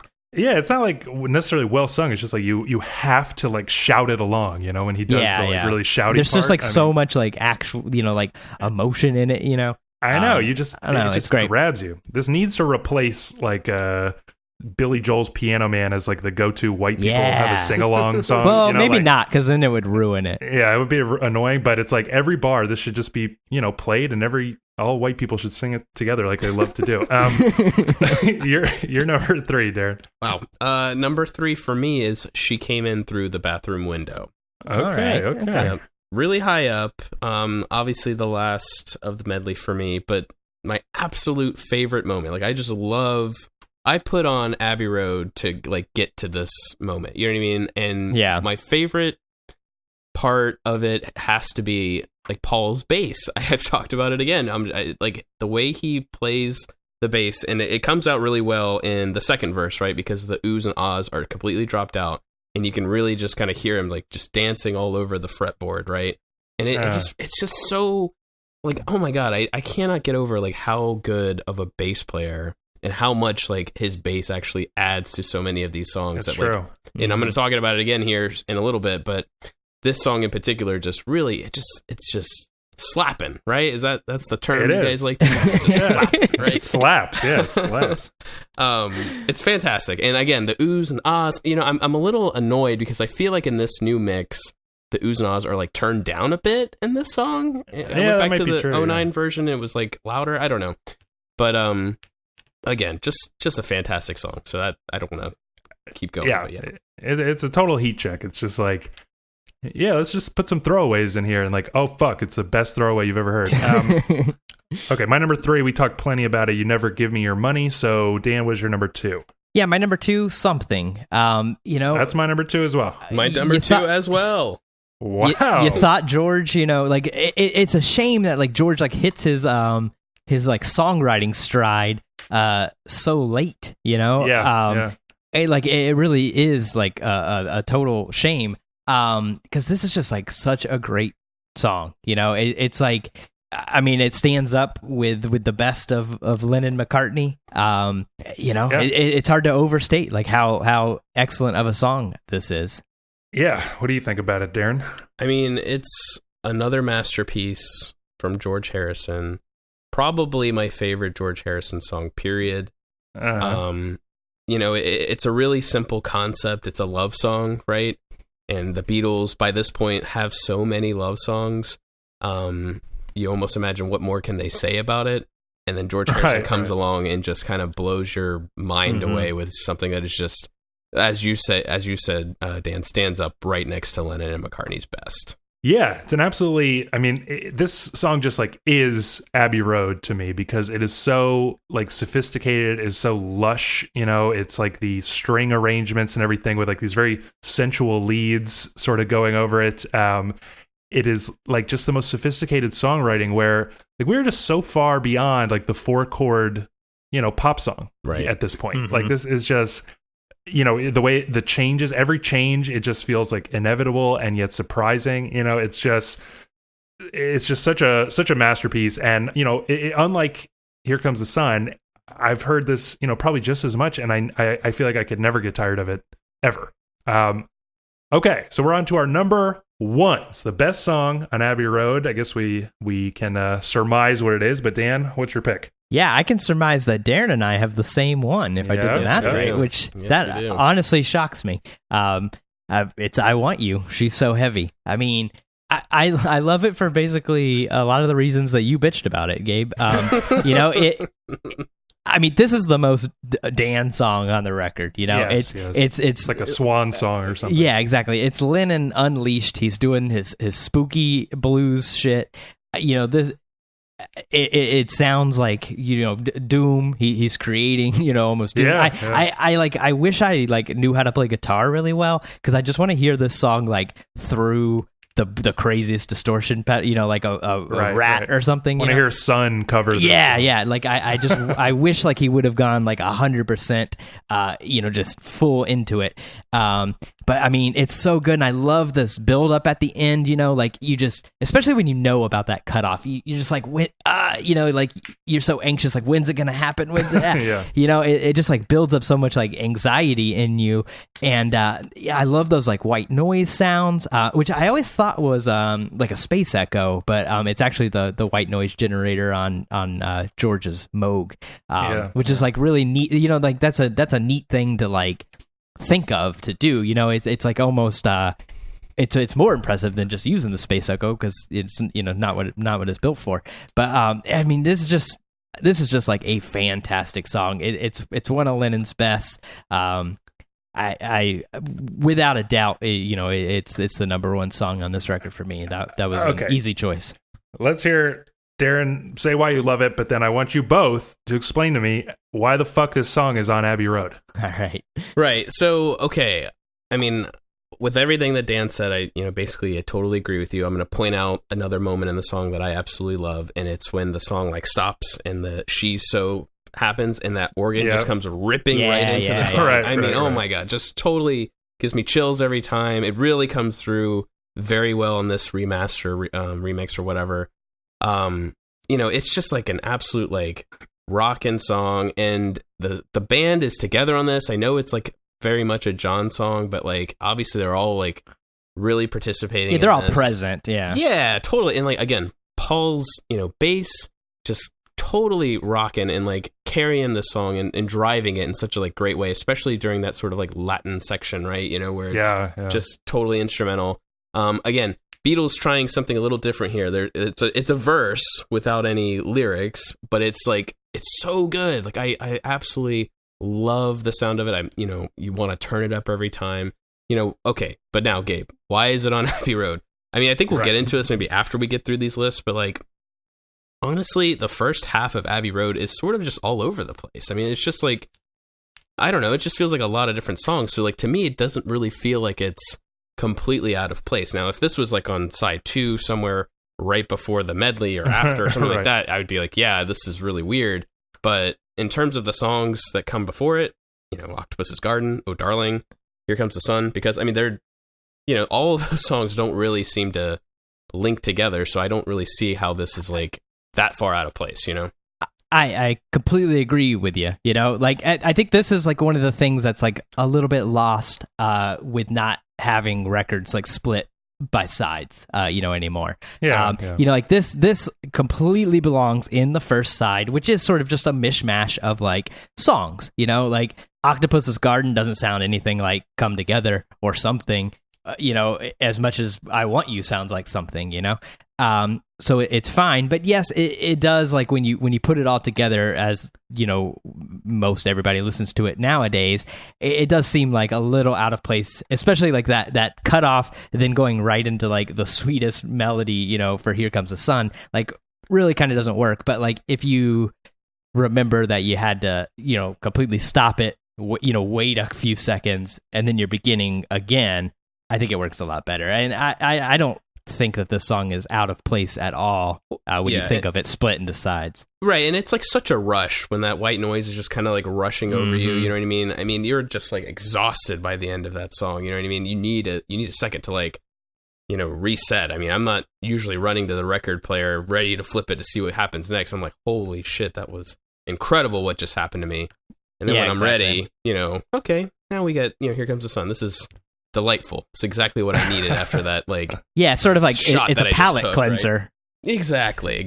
Yeah, I mean, I guess I can agree with that. I just feel like it overwhelms absolutely everything. I can't imagine that like the rest of the Beatles were like, cool, let's do this. But, John was like, I'm doing it, fuck you guys. And it's just like, I'm just going to loop this doomy blues riff for like 4 minutes at the end of this while white noise crescendos. And it's just like, when you think of Abbey Road, you just think of like this vibe. And I just always forget that this song is even on it. I'm like, oh yeah, here we go. We're doing this 8-minute thing. It's just, I don't know. I mean, I agree that if...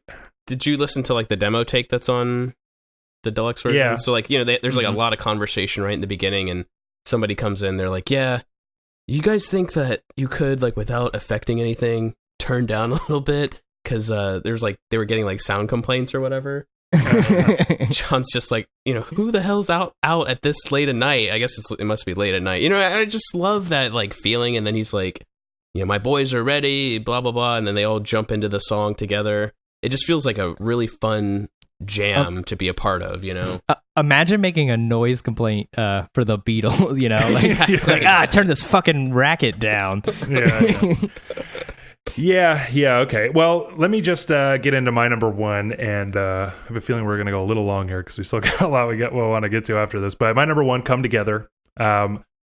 It's not one that I get sick of at all. I don't think that there's another like pop song ever that sounds like this song. It is this like weirdest sound because it's so minimal. It's just like this rolling bass line that everybody knows, and these kind of like floating little keyboards, and like a lot of toms on this album as a whole. Mm-hmm. But just the combination of the toms and the we're almost like in a like Joy Division song or something, and yet it's like that devil blues thing that John has going on here, and then just the way like the song sort of explodes into like just one of the biggest, most memorable, anthemic Beatles choruses of all time, and then without sounding odd at all, just slips right back into the most minimal, and you've got like John delivering these very memorable, these surrealist like lyrics that we talked about earlier, that everybody loves to quote and knows without really even knowing what the fuck he's talking about, honestly. And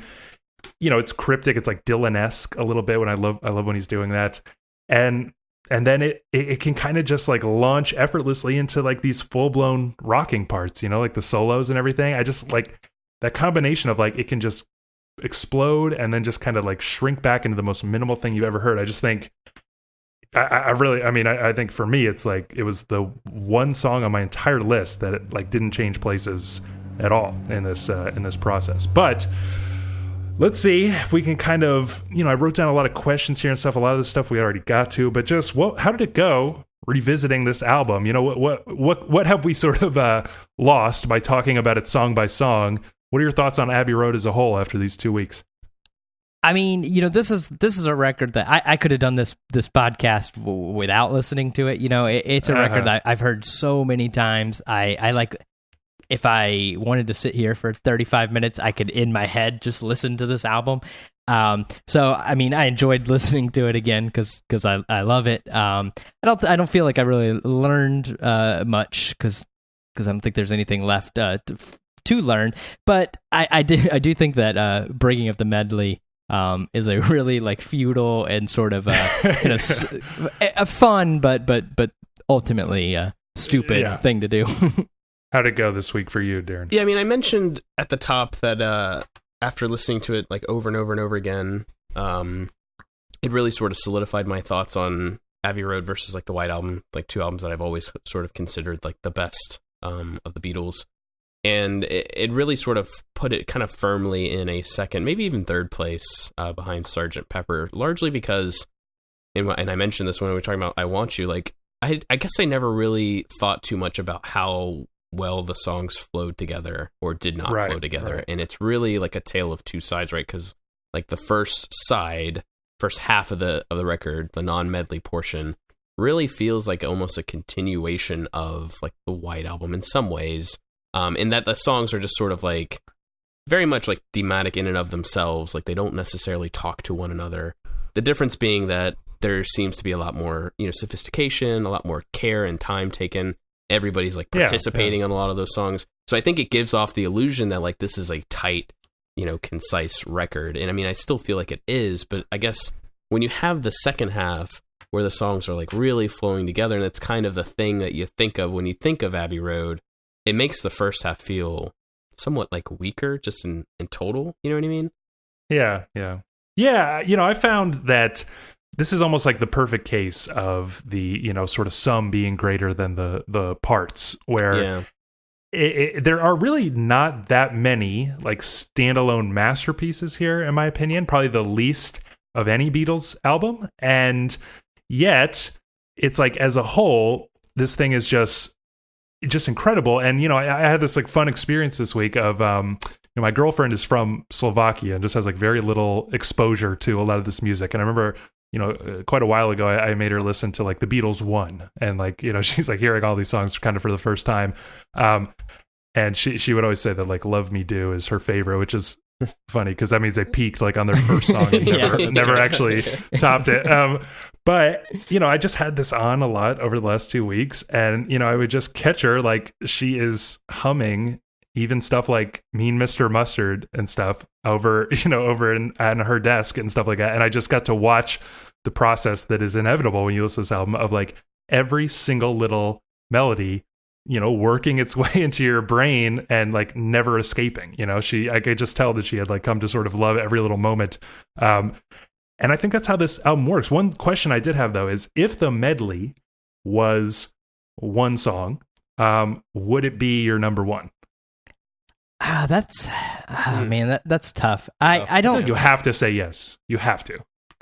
I think I would have to say yes to that. Yeah, I mean, yeah, I'll say yes just to make it easier.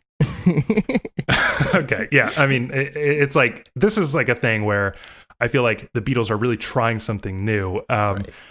And really, like you were saying, Darren, it's interesting to think about, like, maybe the White Album would sound something like this if they were like on better terms, but this felt like an effort to say, look, we're not all on the same page, like musically anymore, but let's see if we could like make it all come together, no pun intended. Like, let's see if we could make this thing lock together. And then it's like the White Album might have ended up sounding like, something that with orchestration and arrangement and playing together on the same track as a band and stuff like that. Maybe it would have all like sort of hung together the way this medley does. You mentioned this, but another question I have is, Dan mentioned this, like, who wins this album? I guess you just mentioned that you thought that Paul kind of wins the medley, but who's the winner of Abbey Road? Well, we all three picked a John song as number one, so but I think the choice let's is say clear. this. Is it possible to say that George won Abbey Road because he knocked out two indisputable classics, like, that are probably the like the popular picks almost? Yeah, on the album? I mean, I'll pick John because I would pick John no matter what, and right. Making the joke of all three of us. But I think you're right. Objectively, I think George does sort of win it here. But by not being the main songwriter in the band, and then knocking out. I'm on my list. It was number 2 and number 4 were his right. two contributions. That's just like amazing. And then not only is it like, it's not even just like, oh, I'm giving him bonus points because he doesn't normally write great songs. It's like I said, like Here Comes the Sun is like one. If you only know a few Beatles songs, that's one of them. Yeah, I mean, I think I agree. Kind of thinking about their entire catalog, there's not like I don't think there's a Paul song on here that I would say, yeah, this is the best Paul song, or even right. This is the best John song. Maybe I Want You would be in the argument, but there's no denying the fact that like George Harrison's songs here are the best and able to compete with even Lennon and McCartney songs from previous records. So I would, in terms of the way you're framing it, Gabe, I would agree with you that like George would be the winner here. Okay. The other like big question, which maybe we spent enough time on, sort of, is returning this, like what does Abbey Road mean? I brought it up at the beginning. Like, it's a strange album because, like, on one hand, I think you have this idea of like, let's make another masterpiece. Let's like, work really hard on making everything flow together, come together, like whatever. And then on the other side, you have like what John said, which is like, let's just throw together the shit that we haven't had a chance to use. And like those two spirits are constantly competing on the album in the sense of like, it just feels like Maxwell Silverhammer is so silly, and just like not really Paul attempting to write his greatest song or something like that. And you've got like John just kind of like knocking out Mean Mr. Mustard and Polythene Pam and stuff. And yet, like, you kind of get what I'm saying. Like, is it just kind of a band at the peak of their powers, like having fun and throwing stuff out, or what is it? I think that it doesn't really have a meaning, but mostly because like the band is like so disjointed by this part. This record is like an attempt at like coming back together, but in the making of it, they had very different ideas. Paul and I think George Martin wanted the like whole record to be like Sgt. Pepper, to all flow as like one song and stuff. John thought it was stupid and basically like seceded that they could have this one medley thing. John wanted just him to have the one side completely and Paul to have the other side completely, almost as like a solo record kind of thing. The speaker box Love Below kind of thing. right. So I think like when you just have like that many competing things, that there's not an overall meaning, and so I think like that turns it into a sort of victory lap thing. I don't know if the victory lap was like consciously the decision, but I think that's like what it becomes. Yeah, it's really tough to think about, being somebody who was so obsessed with the Beatles and the story of the Beatles. It's so hard to like divorce all of that from like just simply trying to explain the meaning of, Abbey Road. Like, what do they intend to do with this? My understanding of like Let It Be is that, Paul really came in and he's like, come on guys, let's go back to the, the old days, blah, blah, blah. Let's do this live, Right. play together, yada, yada. And, it flopped, or well, to them, like it didn't work out as well as they had intended. And Abbey Road was more like, all right, let's like not try to like think too hard about this. Let's just try to work together, as a band and approach every song, from a full band's perspective, and everybody contribute something or try to contribute something to most of the songs. But, ultimately it just ends up sounding like, three of the best songwriters, working together and crafting something, and not necessarily, it's really hard to talk about like a theme that's running through something like Abbey Road. To me, it is very much like a victory lap. But one thing I wanted to kind of mention, like Gabe, you mentioned your girlfriend, and that kind of got me thinking about how like my son has been hearing some of these songs, and he'll catch him like singing it to himself, and he'll ask me questions like, why on Because? Like, what are they saying on Because? Like, it sounds like Spanish, but it also sounds like he said arigato. Like, what is going on? And I'm over here thinking like, God, I'm like obsessing over like the relationships between John, Paul, and George, and all these things, and he's having a totally different experience, but still being, fascinated, more fascinated by, these songs than he is by something else, Marshmallow or something like that, right? Like, it just kind of like took me by surprise that like something that I care so much about could also, somebody else could care about it from a totally different angle. And it sort of speaks to like, I guess the Beatles just being, so wide reaching and stuff.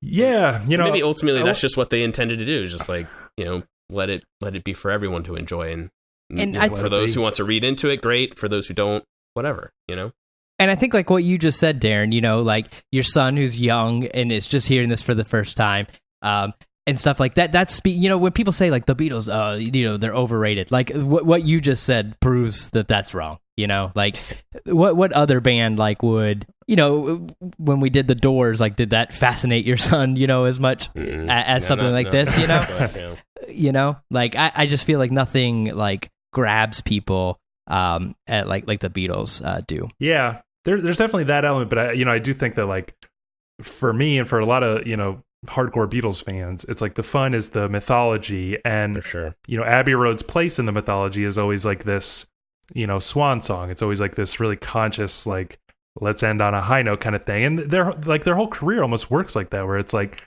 Sgt. Pepper's is like this attempt to do this thing, and then like the White Album is like sort of a rejection of the thing they just did, and then it's like the Get Back sessions, Let It Be is like sort of a another rejection of the thing that they had done to like try to get back to something they were doing before. And it's like, so it sort of works in that way, but I still just find Abbey Road sort of perplexing, like what they were really trying to accomplish, because it does feel like sort of different aims wrapped up in a package that is meant to feel like one thing, but actually it might not be. On the note that you guys were talking about, though, we should say a few words about the remix, obviously. Giles Martin sort of wanted to modernize the sound of this record. He said, and there's a quote, "You don't want your kids to listen to the Beatles records and go, God, this sounds old."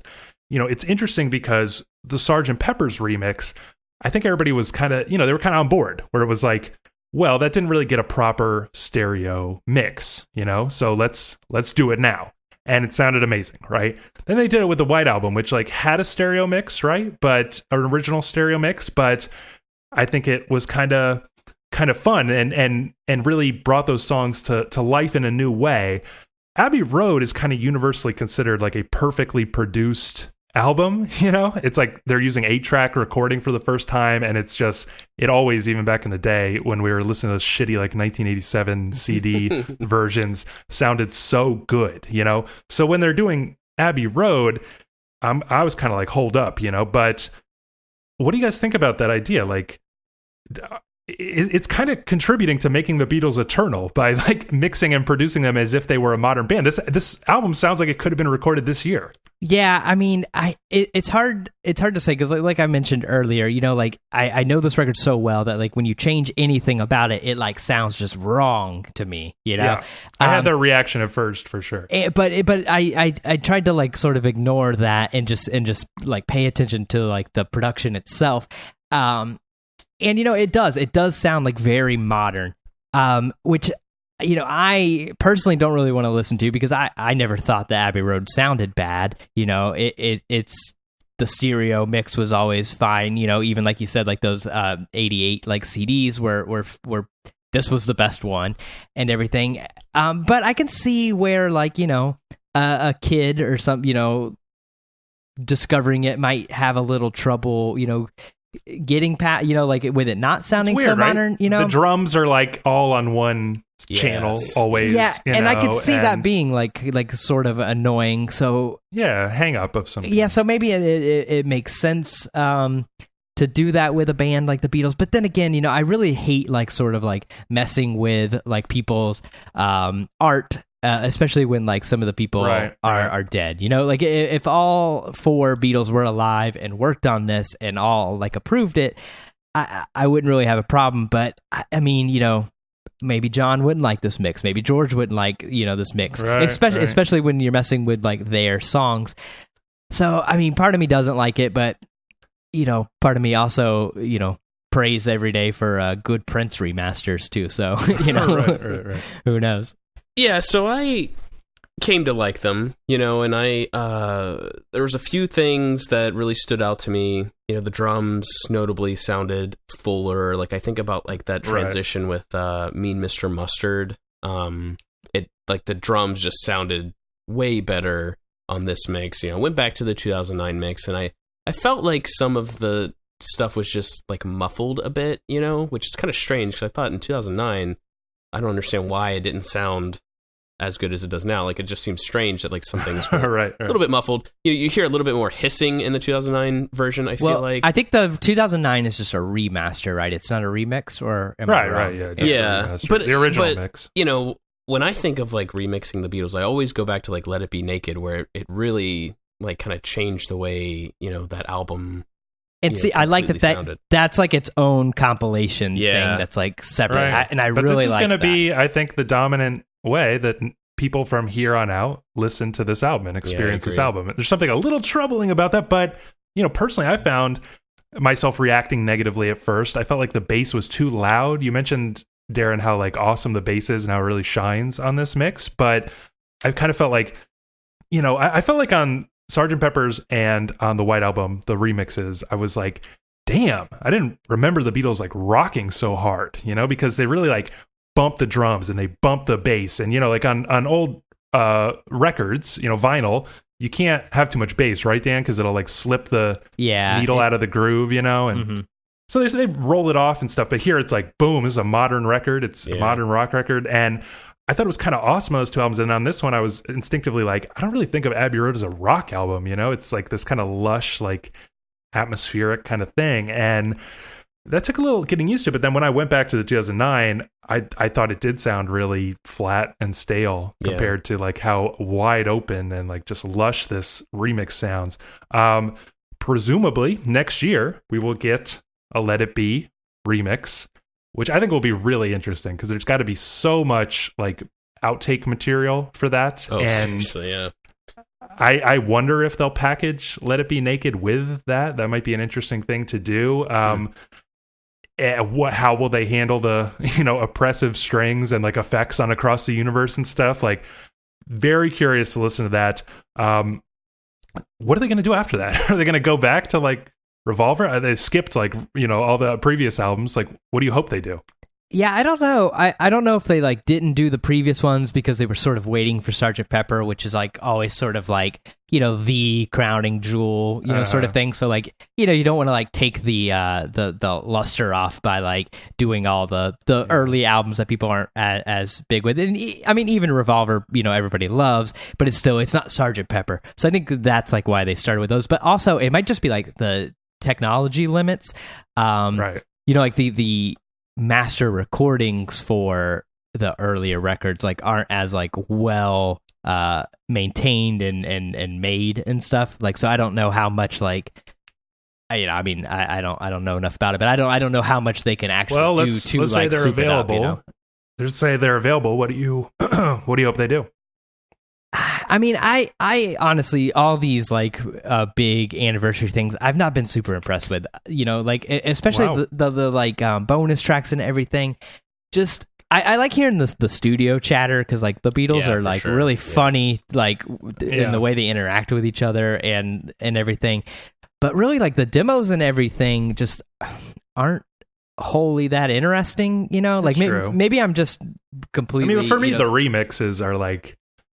Are they just make me hear a thing that I've heard millions of times, like in a new way? And but honestly, you know, the White Album, Sgt. Pepper. If I listen to those records, you know, post remix, I still listen to the mono Sgt. I always Pepper's. go to the remix. Are you on that boat, Darren? Yeah, I'm definitely going with the remix pretty much all the time. But I do want to mention something about the demos and stuff. Like the Beatles, pretty much unlike probably any other band I've ever listened to, have I ever spent so much time going through the different outtakes and whatever, largely because, you know, the mythology, the story, I want to hear the studio chatter, but I also just want to try to imagine, you know, what is going through their minds or how the songwriting process is being done. You know what I mean? Like, I just love, you know, when they stop in the middle of a take and you'll hear somebody say something, whatever, you know, or like, here's a good one, like on the demo take for the Ballad of John and Yoko. It's just John with the acoustic and Paul, so there's no overdubs yet. But at the very end, Paul or John, he vocalizes the da da da da da da da da, like it, you know, and it just kind of gives you a little bit of insight on like, okay, so this is how maybe that came about. He was just singing it, and then they turned it into what the final product is, and that's just so cool to me. Obviously, I love them as songwriters, so it's I will take as many demos as they're willing to give. All right. Well, I think, you know, we've certainly spent a lot of time. I guess it was inevitable that we would blab on and on about Abbey Road, but do you think we got a few extra minutes to get to these emails? Yeah, let's do it. All right. A reminder, you can email us, popshieldpod@gmail.com. Our first email is actually a YouTube comment on our episode on the Olivia Tremor Control's Black Foliage. Somebody named Callum Marble informed us that the 4-second interlude track, The Sky is a Harpsichord Canvas, is actually a snippet from a full-length song that was discarded because of time constraints. Thanks for letting us know, Callum. I actually had no idea about this. The full track is on YouTube. What did you guys think of it? Yeah, I had no idea about that either. You know, it was pretty interesting to like hear it spread out. I can't remember if we complained about it being so short. I'm sure I did. But it was neat. It was like a weird kind of track. It's weird, yeah. Yeah, like with that kind of like weird talking or something. You know, I only listened to it once. But yeah, it was interesting to hear. I don't think they missed out by leaving it off of. Yeah, I think it was a good cut. What about you, Darren? Yeah, I mean, it was fine. You know, I think it goes on for like, 3 minutes, maybe 4 minutes. Yeah.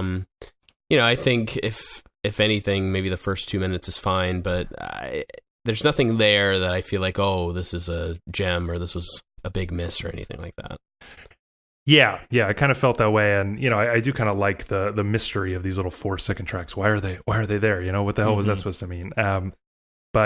But I do appreciate being made aware of it. Really, really, really odd. We also got an email from Jack. He wants us to do an episode on Captain Beefheart's Trout Mask replica, which I'm definitely on board with. He wants us to go like deep, you know, into. I've never heard anybody really like go deep into like, why is this good? You know what I mean?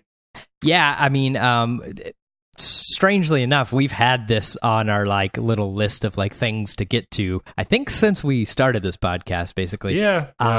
I absolutely love this record. So I'd be more than willing to talk about it. Have you listened to it much, Darren? You know, not recently, but I did go through a period where I was like really into the record. So yeah, I'm very anxious to actually get back and listen to it and talk about it in detail.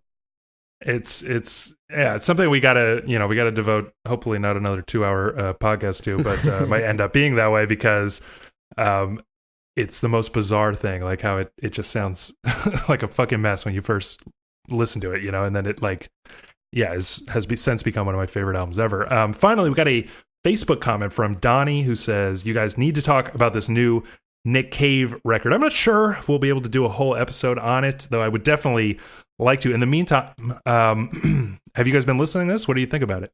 Yeah, I'm absolutely loving this record. I'm a big Nick Cave fan, and I was really looking forward to this, and it is just like blown away my expectations. I absolutely love it. I wouldn't be surprised if this turns into a 10 out of 10 for me. It's a little early to call, but it's just great. That closing track, Hollywood, is so good.